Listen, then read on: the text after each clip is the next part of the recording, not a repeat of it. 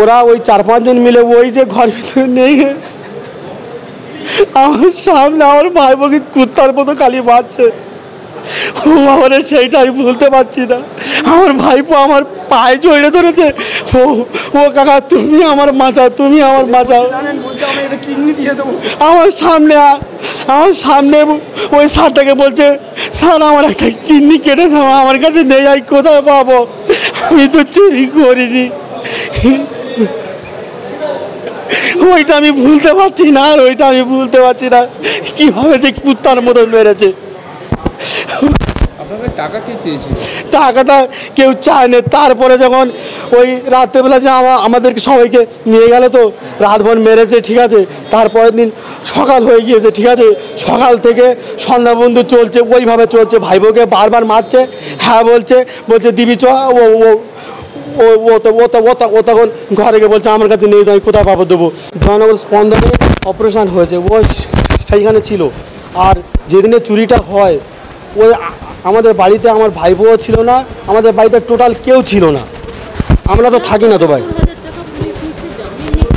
না না না না ওটা কী হয়েছে শুনুন।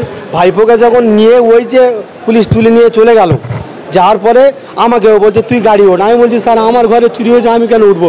বলছে বেশি কথা না বলে তুই গাড়ি ওঠ বলে আমাকেও নিয়ে চলে গেল থানার ভিতরে। ওনার নামটা আমরা কোনোদিন থানায় যাইনি তো, আমরা জানি না তো। হ্যাঁ, আমার জ্ঞানাই কোনোদিন থানায় যায়নি।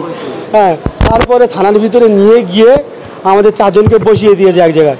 দেওয়ার পরে একটা বাচ্চাকে ভিতরে নিয়ে যাচ্ছে আর বাইরে নিয়ে আসছে, ভিতরে নিয়ে যাচ্ছে আর তারপরে আমার কাছে নিয়ে আসছে। ঠিক 3 নম্বরে আমার ভাইপোকে নিয়ে 4টে পুলিশ, রাজদীপ সরকার বলে ওই একজনের নাম চিনি খালি, রাজদীপ সরকার বলে ও, আর ওর সঙ্গে আরও 4টে সহকর্মী কে আমি জানি না, নাম জানি না, ছবি দেখলে আমি ঠিক বলে দেবো যে এরা। ওই রাজদীপ স্যার এরকম আমার ভাইপোকে ঘাস আঁকালতে এরকম ফ্রিজের ভিতরে খাবার করে মেরে দিয়েছে, ঠিক আছে। সেগুলো সবাই দেখেছে, আমাদের গ্রামের সবাই দেখেছে। তারপরে ওই টাকা পাওয়াগুলো নিয়ে থানায় চলে যায়, ঠিক আছে। ওরা ওই মানে ওই 30,000 মানে যেটা আমার হয়েছিল চুরি মেন, ততগুলো তো পায় না তো। ওরা যা যেখানে পেয়েছিল ওইটা ওই হিন্দু বৌদির কাছ থেকে ওই সেইটা নিয়ে রেখেছিল, ঠিক আছে।